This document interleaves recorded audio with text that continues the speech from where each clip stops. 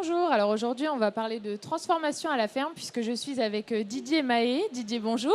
Bonjour. Vous êtes responsable des circuits courts à la Chambre d'agriculture de Bretagne. Oui. Alors ma question c'est, imaginons je suis éleveuse, j'ai un projet de transformation laitière. Quelles sont les grandes étapes en fait pour mettre en place ce projet? Alors, les grandes étapes, une des questions qui est au centre des projets de transformation laitière, c'est le dimensionnement de l'outil. Savoir quelle taille on va avoir. Donc, c'est quelle période de transformation, toute l'année ou sur une période de l'année. Combien de fois par semaine, un jour ou plusieurs. Quelle largeur de gamme, est-ce que je fais qu'un seul produit ou différents produits laitiers.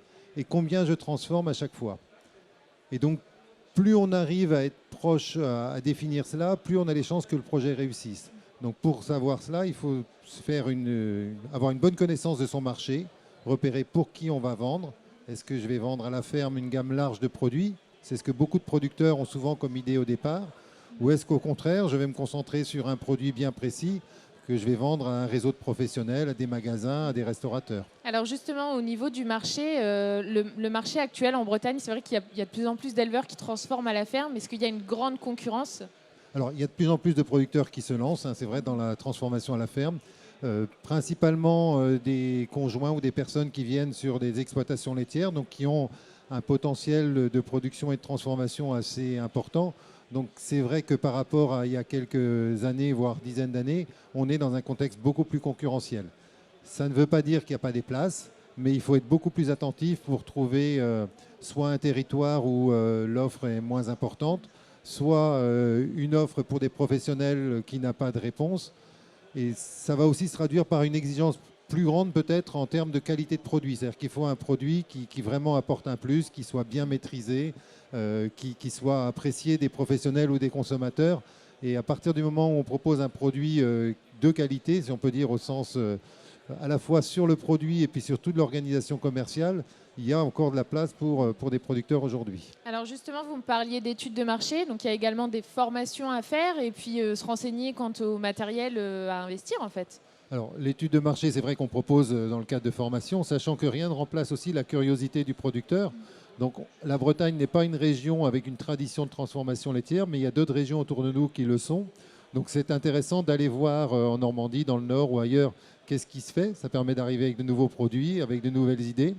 L'étude de marché, donc, c'est aussi bien connaître le secteur ou le marché qu'on va vouloir avoir, hein, de rencontrer les professionnels, rencontrer les consommateurs, arriver à identifier la concurrence et à voir la place que l'on peut avoir derrière. Donc ça se fait, on propose des formations, on propose aussi de l'accompagnement individuel qui vont permettre un peu de dimensionner le projet. Est-ce que vous auriez, pour me donner un ordre d'idée, en fait, les coûts de transformation laitière au niveau de l'investissement, ça représente quoi à peu près pour un labo? Alors, on a deux parties dans l'aménagement du labo. Alors, on est juste sur l'investissement, entre guillemets, matériel, parce qu'on pourrait même rajouter, on pourrait dire presque trois parties. Une première partie qui va être l'aménagement du laboratoire. On est souvent entre 1000 et 1500 euros si on fait appel à des professionnels pour l'aménager. On peut descendre entre 500 et 1000 euros quand on est dans de l'autoconstruction. Après, l'aménagement à l'intérieur, donc on va avoir des cuves, hein. Donc on a une exigence, le lait est un produit, comment dirais-je, acide, donc il faut vraiment avoir du matériel professionnel, à pas acheter des produits entre guillemets bas de gamme.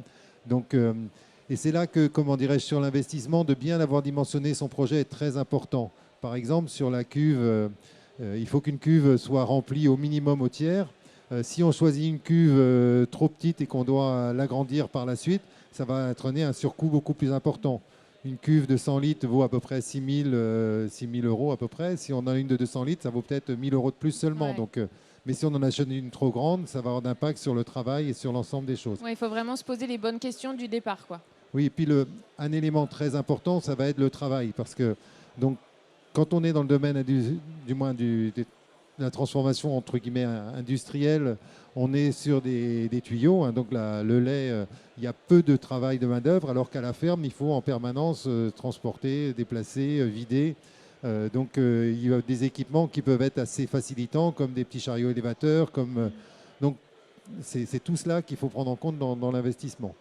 On regardait là tout à l'heure quelques projets. C'est vrai qu'on voit des projets avec des petits volumes de transformation, 40 à 50 000 litres de lait entre 50 et 100 000 euros d'investissement, et d'autres sur des volumes beaucoup plus importants où le volume total est de 150 000 euros.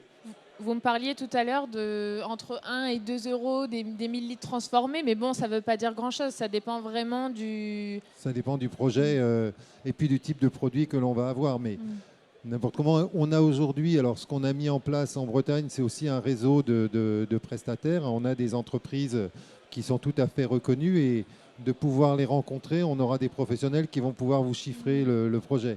Ils ont aujourd'hui l'habitude de ce type de projet et donc ça va vous permettre de vous faire un ordre de grandeur. Par contre, c'est vrai qu'il faut penser à la transfo, mais il ne faut pas oublier le conditionnement, ces étapes-là qui peuvent aussi entraîner des coûts. Une conditionneuse, ça a des budgets qui sont très, très variables en fonction du niveau de service qu'on va attendre. Et quelles pourraient être les causes d'échec du coup d'un projet en fait?